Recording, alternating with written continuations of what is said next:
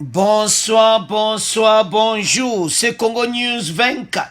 Chers téléspectateurs, comme toujours avant de commencer notre émission, nous disons merci à Dieu, nous disons merci à nos chers abonnés et téléspectateurs qui nous suivent partout dans le monde entier et en RDC.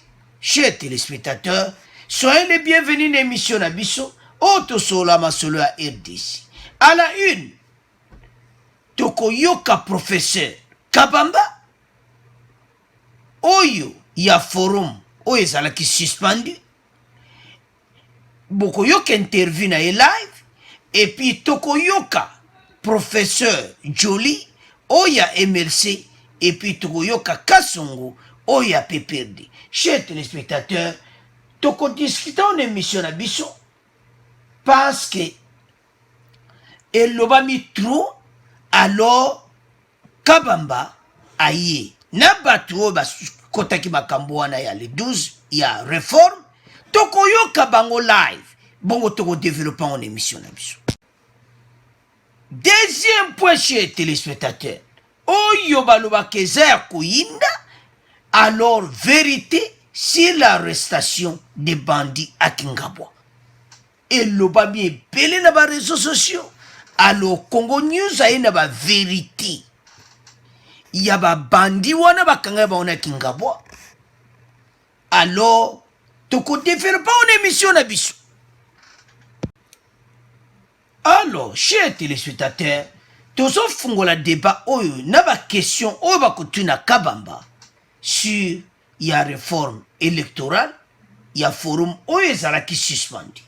Toko yokai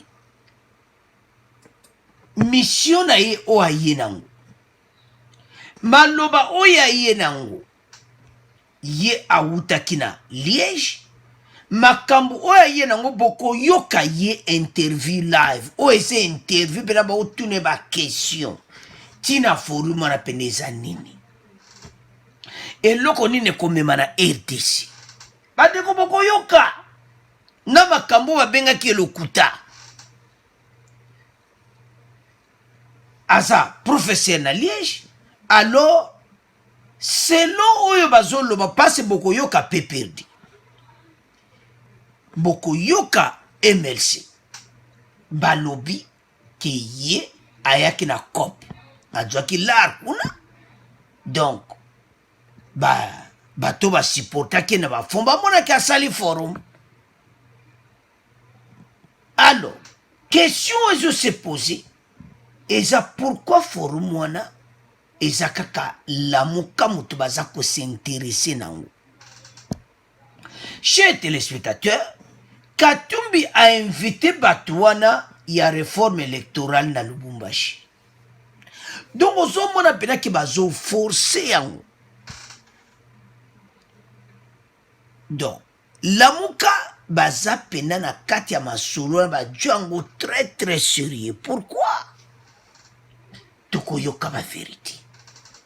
Tokoyoka professeur Kabamba. Yaloba. Bongo après, to continue mission na biso. Professeur Kabamba, je rappelle que vous êtes expert au forum pour le compte du Centre d'appui politologique Afrique-Caraïbes. Vous avez travaillé pendant plusieurs années à la Commission électorale nationale indépendante en RDC. Professeur, en quoi ce forum est-il important aujourd'hui pour la RDC? Merci madame, je salue les honorables Joly et Kasongo qui sont avec nous et tous les auditeurs qui nous écoutent. J'aimerais assurer d'abord que la réflexion qui est menée au cours de ce forum est une réflexion pour servir de soubassement à la levée d'une série d'options. Il faut rechercher ces options sur lesquelles porter une réforme de la loi électorale et du système électoral de notre pays. Le CAPAC a voulu pour cette réforme en mettant le focus sur les différentes forces politiques, car nous savons que ce sont les forces politiques, comme on l'a si bien dit, qui se retrouvent dans les différentes institutions, dans lesquelles il y aura certainement des décisions à prendre pour réformer notre système électorale et le dispositif électoral proprement dit. Capable ne voudrait pas se substituer au que devaient jouer les différentes parties prenantes.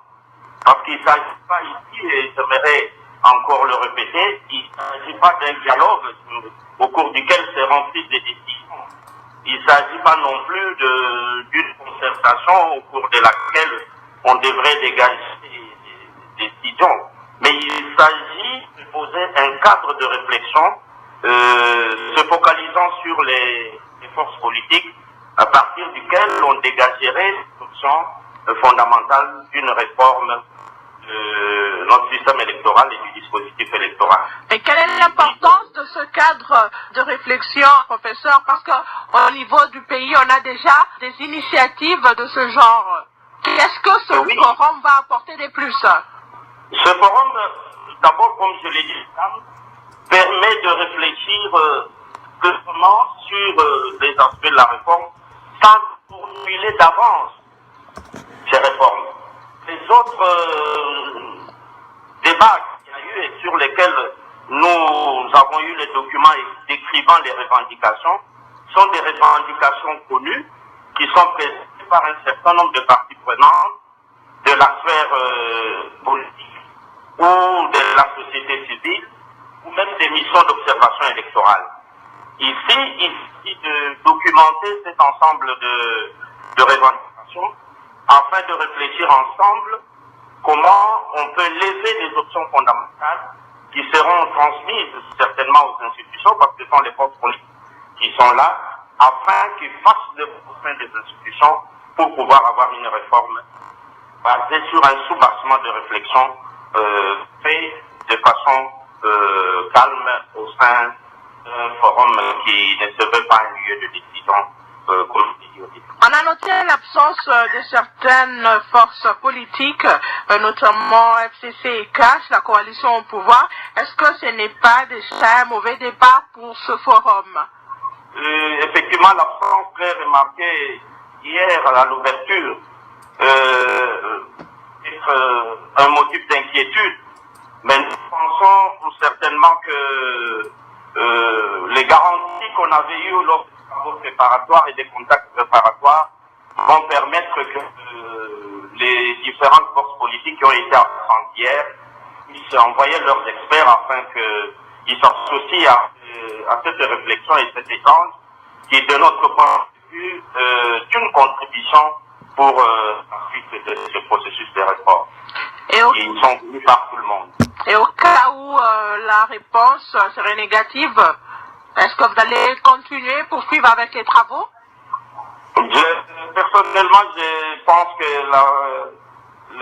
les garanties qui ont été données avant me donnent à être optimiste. Je pense que les principales forces politiques vont revenir à la raison.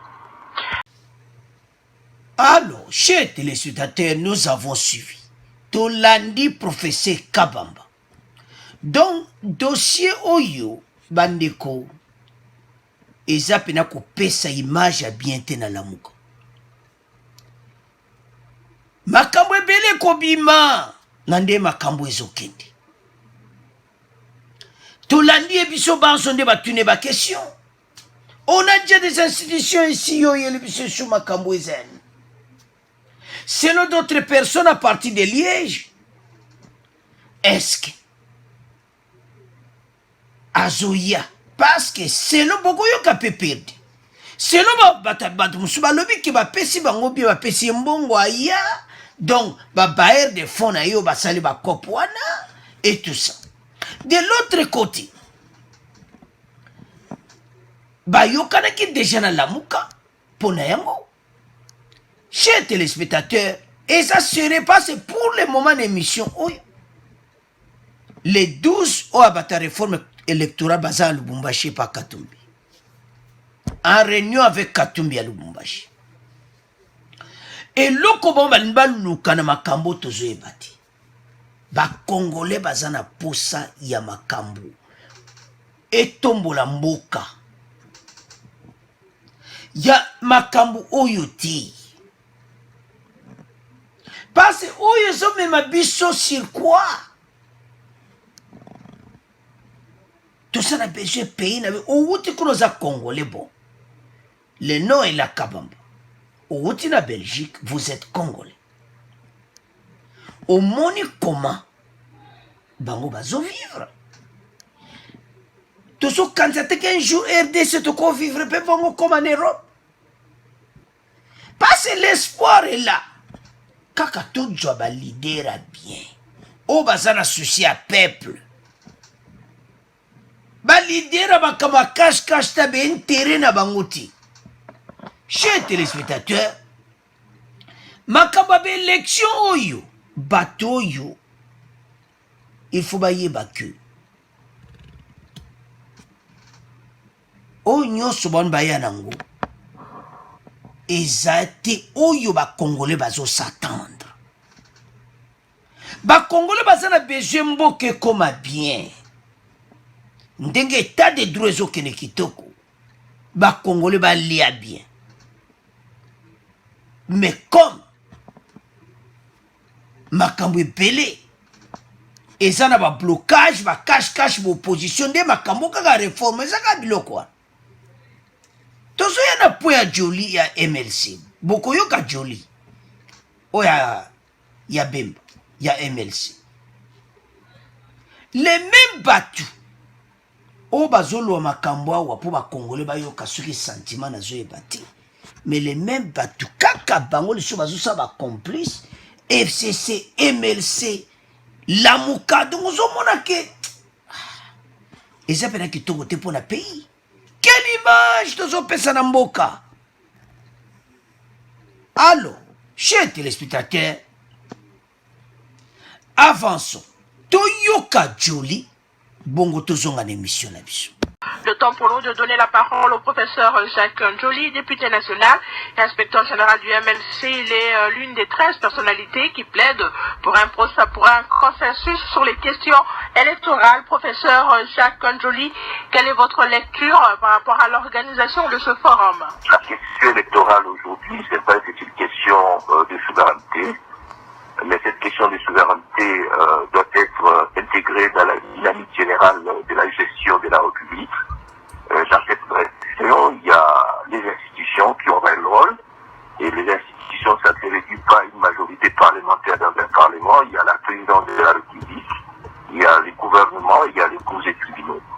Mais au-delà des institutions, il y a aussi les citoyens. Aujourd'hui, dans un monde de gouvernance participative, une institution fut telle le Parlement n'est que composé des mandataires, donc des représentants. Alors vous n'avez pas privé le peuple, les citoyens. Donc la question électorale elle est tellement sérieuse parce que l'ensemble de la dynamique de la naissance des institutions est concerné. Vous savez, si vous lisez notre constitution, la crise qui vous frappe, qui est une crise qui a pour source les déficits de légitimité des institutions et des gouvernants. Donc il est important que nous puissions prendre cette question au sérieux et en discuter dans les institutions bien sûr, mais aussi ne pas priver les citoyens et nos partenaires du droit d'en parler. Professeur, le MLC propose que les conclusions de ces réformes soient coulées dans un acte d'engagement signé par tous. Pourquoi? Bon, je ne suis pas là, j'espère que vous m'avez pas invité comme délégué MLC parce que je fais partie du groupe des 13 parlementaires. Exactement, j'ai une question à poser par rapport à votre démarche. Que devient la démarche des 13 personnalités? Vous aussi, vous êtes dans presque la même démarche que les organisateurs de ce forum, trouver un consensus sur la réforme électorale. Bon, la question de la réforme, ce n'est pas une question optionnelle, c'est une question, une condition sine qua non pour avoir de bonnes élections. Et si vous n'avez pas de bonnes élections, vous mettez la République en danger. Il n'est pas bon qu'à chaque cycle électoral, nous en avons connu 3, nous puissions toujours avoir des contestations qui nous distrait de la tâche, n'est-ce pas, de la construction du développement de notre pays. Et vous demandez à n'importe quel analyste ou expert en matière électorale un processus qui s'est construit sans consensus, aussi bien sur la législation, sur le fond, sur les processus opérationnels eux-mêmes, encore moins sur le résultat, ça ne peut que vous amener à des contestations, et ces contestations fragilisent l'État. Donc il est important que un consensus sociétal soit trouvé, et de sorte que lorsque ce consensus est trouvé, maintenant la machine ou les machines institutionnelles font couler ces consensus-là en termes de lois, qui peuvent être des projets ou des propositions, en termes de lois de révision ou même en termes de décrets. Donc il faut que les gens intègrent ce qu'on appelle la fabrique des lois. Une loi, c'est l'expression de la volonté générale. Ce n'est pas une loi d'une majorité contre une opposition. Surtout les lois électorales, ce sont des lois qui font partie de ce qu'on appelle le bloc de constitutionnalité. Ce sont des lois d'arbitrage qui exigent le consensus de tous. Et c'est de mettre un mot. Mais je crois que M. Lucas, qui a été l'initiateur des lois Mina et Sakata, sait comment ces lois ont fini par être refusées, non pas au sein du Parlement où il dispose d'une majorité automatique, mais parce que la société n'a pas accepté ces lois. Et c'est la même difficulté à ce qui concerne la désignation d'un membre éminent de la CENI qui s'est fait non sans consensus aussi bien à l'intérieur du Parlement qu'avec l'apport des autres sociétés. Il ne faut pas voir que le processus de production de lois est un processus exclusif de quelques individus ou des noyaux au sein du Parlement. Il faut avoir une vision globale, c'est que la société fonctionne en termes de input, c'est-à-dire de besoins, de demandes sociétales, et les institutions transforment ces besoins-là en décisions, et ces décisions-là doivent être acceptées en termes de output par la position. C'est cette approche systémique, et lorsqu'on n'a pas, on tombe dans une forme d'autisme qui nous amène, n'est-ce pas, à cette malgouvernance qui est notre marque de fabrique. Où est-ce que... Alors, chez téléspectateurs Tolandi, Jacques Joly. Eza mawa. Bazoya na ba ide moko bon, tokoloba. Eza na umabete. Me bango moko batuwa na bazo laksa yango penati.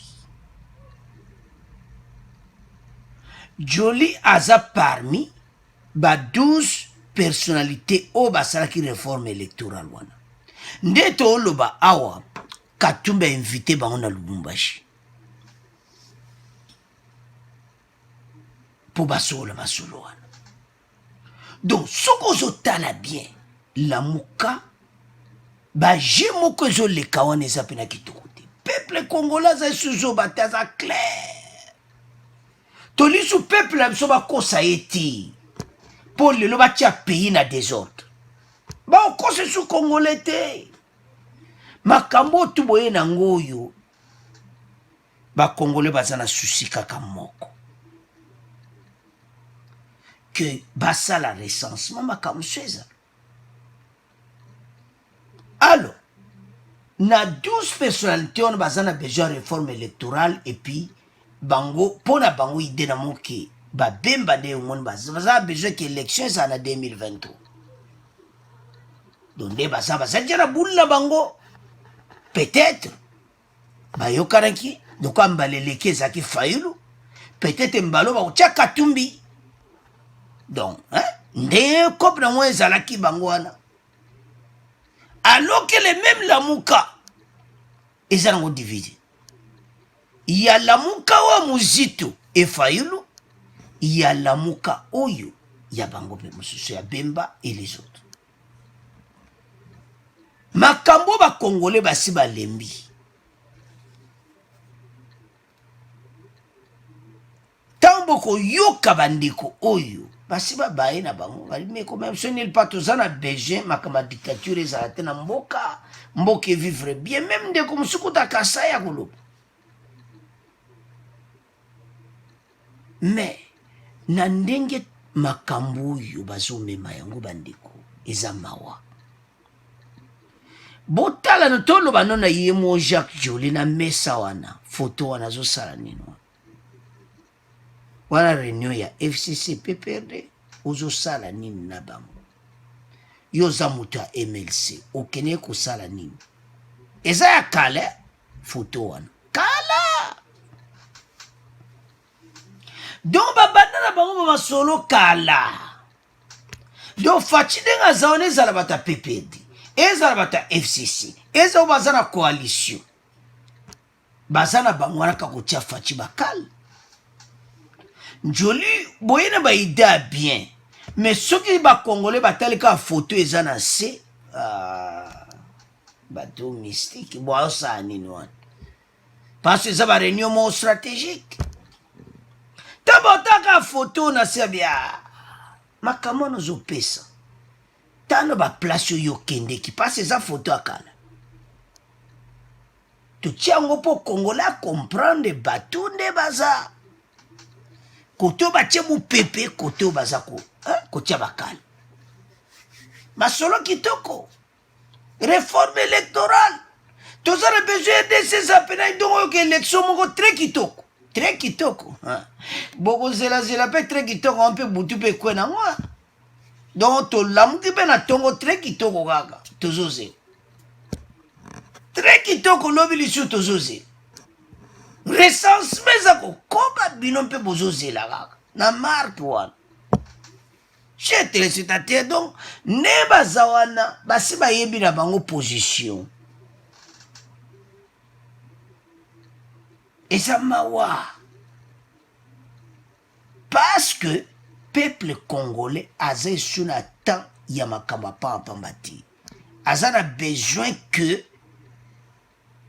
bainfiltre bato to basa mboka mabe tout ça bato to bazala aux arrêts parce que état de droit ezotambola et puis recensement salama toyeba qui est congolais aza congolais te alors Jacques Joly message à bien mais bacongolais bazodoute na bino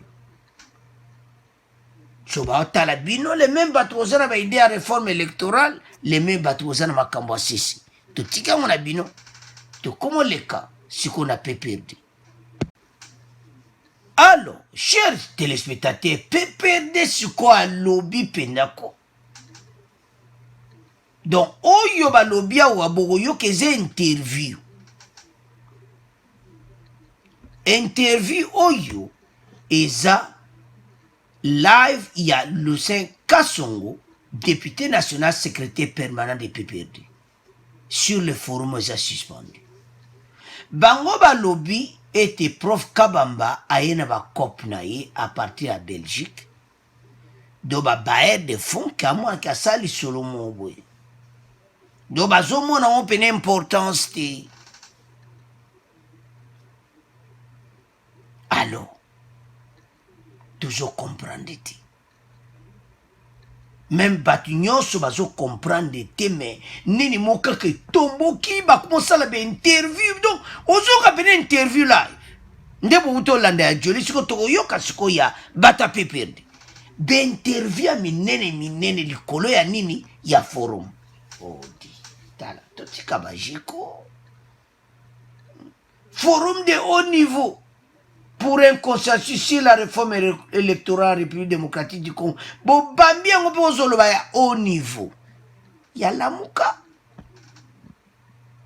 Na sima kuna pe ba solution na ba FCC ba PP donc eza no ka ba mburi mazo sona tali pe na lani PP dawa. Bon, tolanda ba on kaka. Bon, to continue l'émission na biso.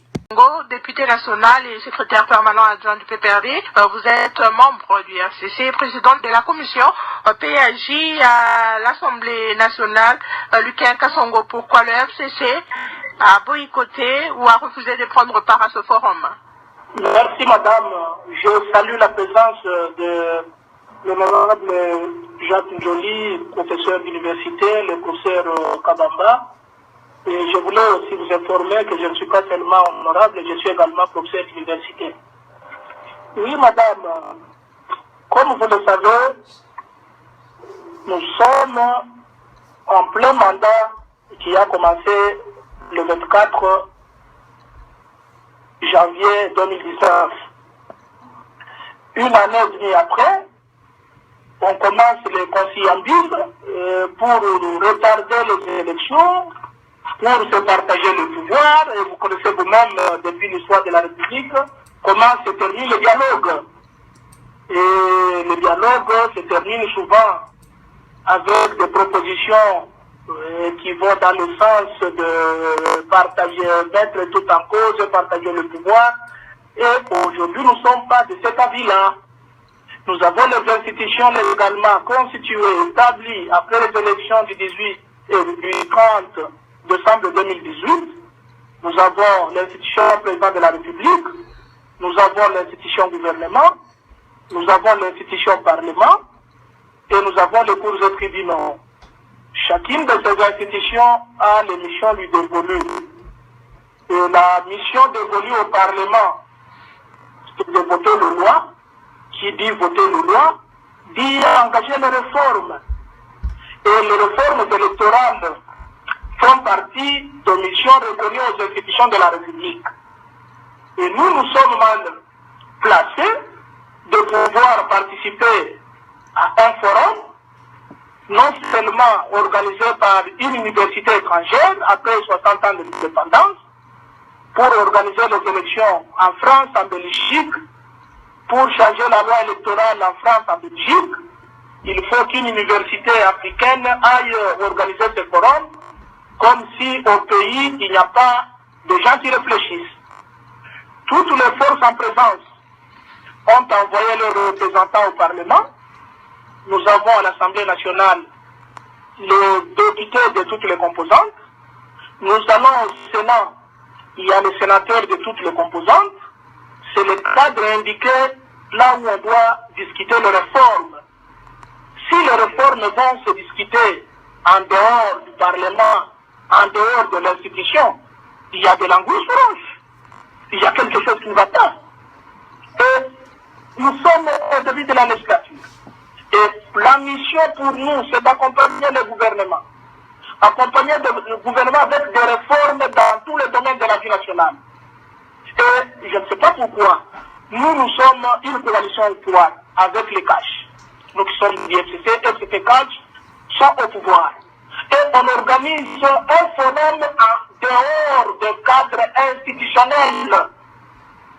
Et ça pose problème, madame. Mais qu'est-ce qui vous dérange? Qu'est-ce qui vous dérange, Lucien Kassongo? Vous avez suivi le professeur Kabata qui a bien précisé qu'il ne s'agit pas d'un dialogue ni de concertation, mais plutôt d'une réflexion devant servir des soubassements sur les réformes qui vont être entreprises par les institutions. Merci, madame. Si c'est une simple réflexion, on ne pouvait pas le faire avec les institutions, on peut le faire réfléchir dans toutes les universités, sans associer les politiques qui sont déjà dans les institutions. On ne peut pas réfléchir deux fois. On ne peut pas avoir le débat deux fois. Vous avez un débat sur les réformes électorales en dehors des institutions, et vous aurez encore un débat sur les réformes électorales dans les institutions. Ça n'a pas de sens. Peut-être que les conclusions de ce forum pourraient vous aider lorsque vous allez organiser les débats au sein du Parlement sur les réformes à mener. Je vous donne la procédure que nous suivons, madame la journaliste, quand nous examinons les lois. Quand nous examinons les lois, nous recevons les experts de toutes les tendances, que ce soit les experts de la société civile. Pour vous, cette réaction qui nous vient du Kasaï central.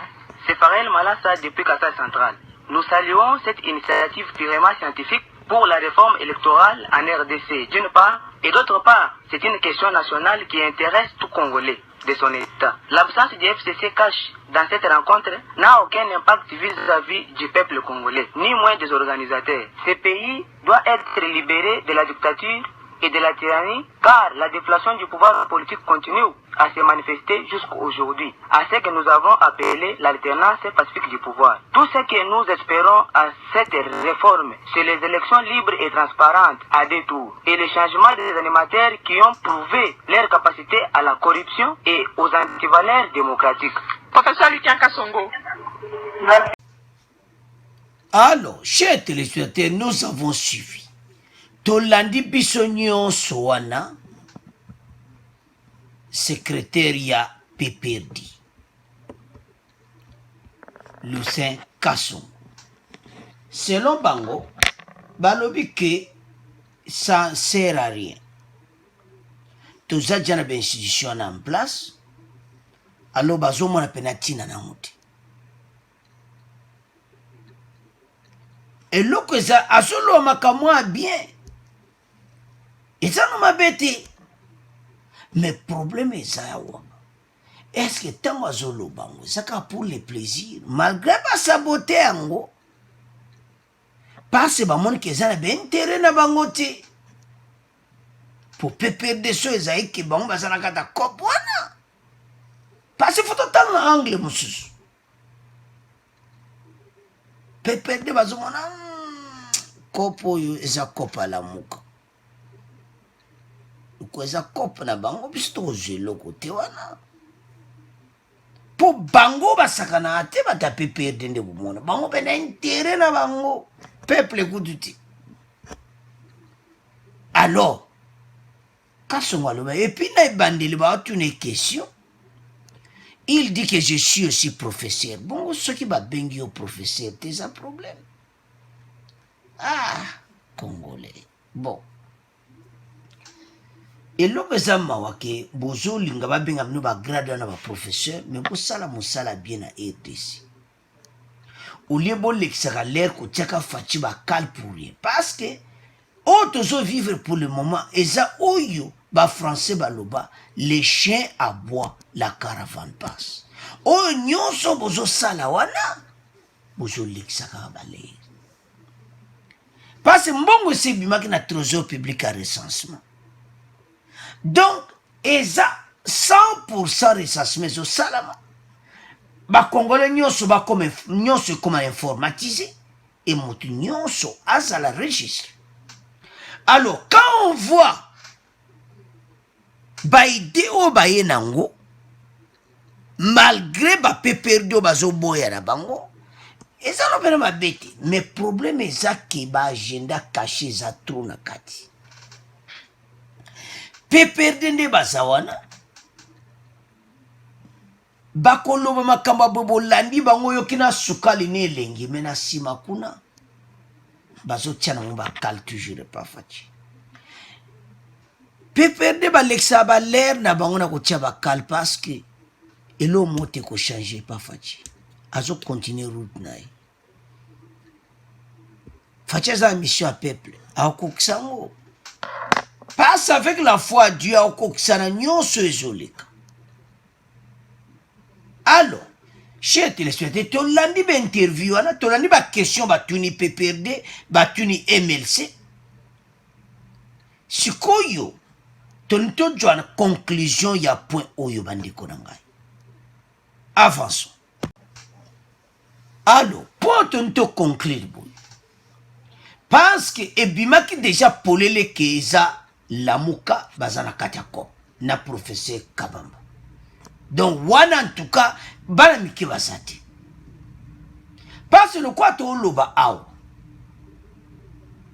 Les 12 parlementaires wana passe joli bazana kati wa MLC bazana Lubumbashi pa Katumbi. Donc, eloko moko eza wana o eza préparé o bisoto ebate. Mais ce qui est vrai, Mozito bazana besoin de légitimité. Opposition républicaine, balubi vraie élection. Martin Fayulu azana besoin élection salamaka mikolo oyu anticipé. Martin Fayulu. Osalaki re tango facia tiaki loboko. Soko yambaki loboko wana mbelelo za mutu musu passe osalaki erreur. Tambo kena l'ambassade américaine wa kusinga bari, batu. Mais les mêmes ambassades américaines wana vous aboloa mabe pona bango. La muka loa mabe pona ambassade américaine nande bazo supporter Fachi et tout ça. Mais nandenge bozo linga ba je a cache élection o ekosimba te. Parce na makambo mutu akoboya recensement seke ye paza mopaya. Nandenga mabete. Parce mopaya linga te ba yeba ke ye azabo. Ben filtre balingo yeba nati. Alors, tant bozo wela ka élection ou bien bozo wela ka eloko wana au lieu botala intérêt à peuple recensement esalama toyeba bo bazoboma biso oyo ezosalama na este wana baza bacongolais te bazosala biso mabe mais ntango recensement ekosalama bato wana bakozala lisusu te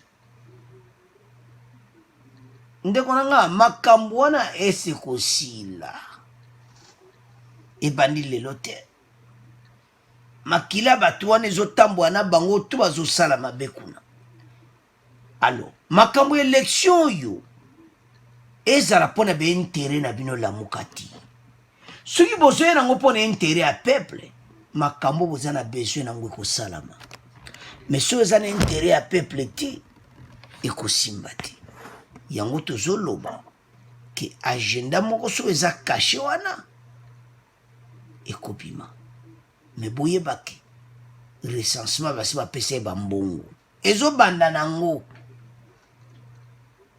inévitable donc ekosalama avant 2030 donc date eyebani ti elomini ndeko molemo basekisanga biatala vote ngutu donc ezalanga ata na 2030 ndenge Basile Olongo alobaki soki Basile Olongo azalaki vice ministre de l'intérieur ntango bango bazoraisonne ke bato basala na recensement oyo banombre ya bato ki congolais tout ça bazwa bacarte d'identité tout ça so Basile Olongo azoréfléchir yango pourquoi pas vous lamuka pour l'intérêt du peuple alors chers téléspectateurs tiki mpona bino tokomoleka na point na biso oyo ebomi mboka ya bato ya Kingabwa. Alors chers téléspectateurs tokomi na point na biso oyo ya babandi oyo bakangaki na Kingabwa. Ça fait mal koyoka oyo ezoleka na ba réseaux sociaux que voilà baza bata IDPS et tout ça. Non, biso yaka na ba vérité. Nulle part on a cité que ça bata IDPS. Bakangi bango. 23 personnes ont été arrêtées par la police. Bazo sala ba entraînement.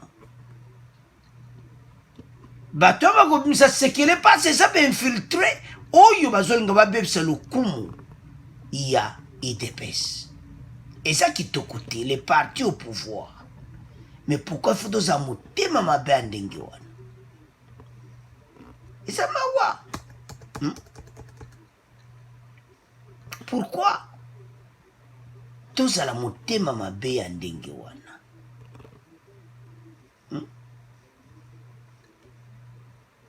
Makamba lokuta bandeko nanga. Ozana kwa RD sozola de mission. Biso toko tchela bino preuve.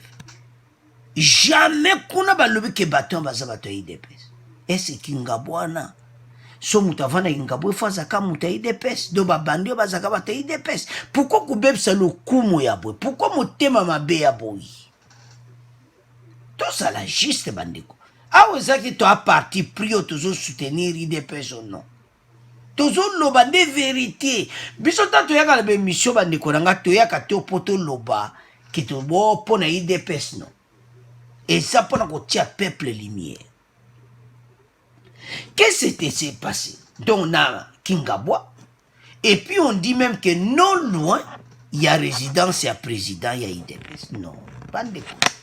Pourquoi des mensonges? Et ça va biloko mo bazo fabriquer. Tamba fabrika masolo na bomba komisa yango nini réalité bandeko to fungola miso ba congolais. Ba préparer yango bien ba be amikolo yo photo luka. Oyi pone ba sale. Vous vous souvenez que Shadara benga kiba bataille IDPS ba milice. Boulane discours à Shadara Lobaka que ce sont des milices et il y a IDPS et tout ça.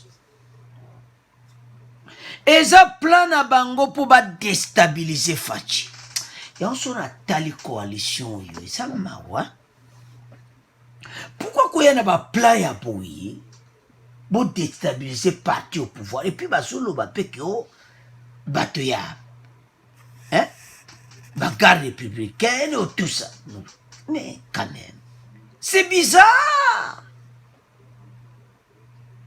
Peuple congolais bateau bakosi biso mingi. So lana muzindo nango. Oyo mona kaka bato wana. O balinga fachiti. Bango. Ba préparer scénario na mon kitoko. Ba tu ba jeune. Mais ba jeune faut la vérité. Bole ba ko tango ki ba pesa biso mbongo.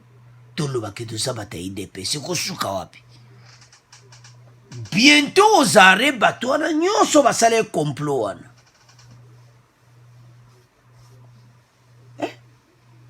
Donc mutu nyonso avanda na Kingabo azaka mutu ya IDPS. Ce sont des bandits, tout simplement. Et ça mawa trop bandeko ta toyoka wa biloka boy. Alors, sans plus tarder, toyoka ba vérité na yango, bakangi bango. Ils sont aux arrêts. Mais ils ne sont pas IDPS. Alors, toyoka ngo bon to continuer mission. Le numéro 1 de la police de la province capitale de la RDC indique que 23 personnes ont été arrêtées au quartier Kingabois à Limete.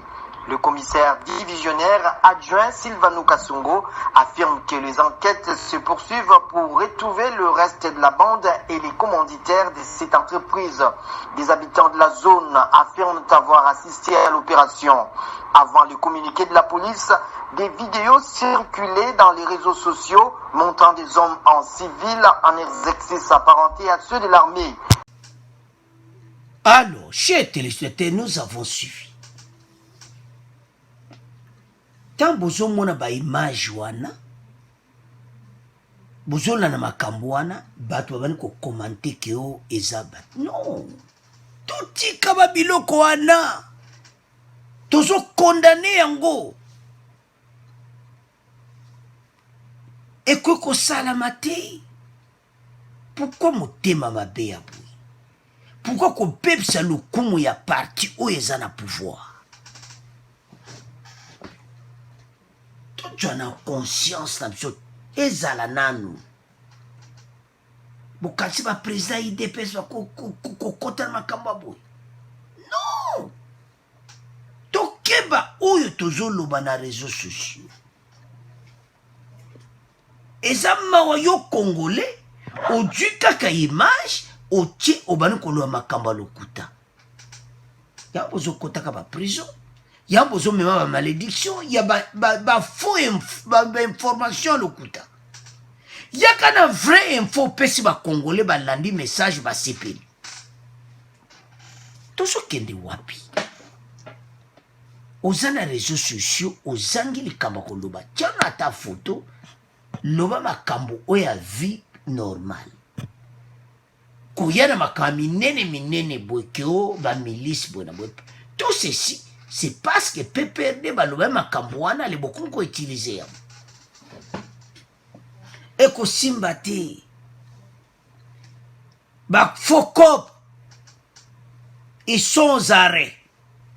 Enquête en cours. Et puis si varoka songo bato ataba okanga bango botuna bango nana tinda ki bango boko yoka ki banguna obalinga afachiti. Pourquoi? Tozi président oyo toyibi papa na ye. Poni ki motema mabe ya boy. Oyo toyebi ba papa na mama. Bolika bato batamsa mboka bapaya batamusaka biso. Pourquoi ba congolais tozaboui? Tozi vraiment un vrai congolais na pouvoir ou les to soutenir. Mais c'est bizarre tout ceci. Bozo bimise bela ba mbongo ka pona koyana ba message à lokuta pona ko déstabiliser les partis au pouvoir IDPS. Ce sont des bandits comme des bandits normaux au bazala kadamboka. Place na bonza libanda te ba ok prison de bazawa. Pona ko sabilo kwa ndengo wana na notre na ville Kinshasa. Et puis ba poni kaka Kingabo. Faut pas serrer bango. nana pese bango mbongo wana nana organizaki biloko na okoyoka sekele kobima siko boyoka soni. Parce que les partis au pouvoir jamais bakokota na makambo saliti. Alors, qui motema mabe toza nango, on ne peut pas avancer notre pays. Bandeko, totelema. Bazoluka partout ko déstabiliser. Bazoluka partout des heures de kota pour le bon voilà, mboka eza na crise. Tout ça, l'élection anticipée. Alors, et ça m'a notre beau pays, tout ça a besoin d'avancer dans le kitoko bandeko. Et ça m'a koyo kama kambaboui. Alors, c'est vanoka songona batuni bakita ki ngabwa aux arrêts et puis l'arrestation se continue. Donc basaka ba jeune ba eko sala ba makabandengo wana. Alors, chers téléspectateurs, tous les 23 aux arrêts, et puis tous oser la suite et enquête. Alors, chers téléspectateurs, comment résumer mission Nabiso? Premier point de Lubaki, il y a forum, bolandi interview à Kabamba, il y a Jolie, paye à Bata PPRD. Et puis pour Asuko Tolobi, Eza ya bato bakanga na Kingabwa. Alors, baza kaka des simples bandits. Baza liata na parti moko politique ti. Alors baza ba bandi bakangi bango, bakotia bango na prison. Alors tozo condamné ne bato bazo loba mabe, ko loba kyo baza bato IDPS. Wani foto condamné yango pe ko yebisa bato ba tika ba message à lokuta. Alors pour abonner massivement, pour te élève no ba vraie info. Merci pour nos commentaires. Au revoir, à la prochaine.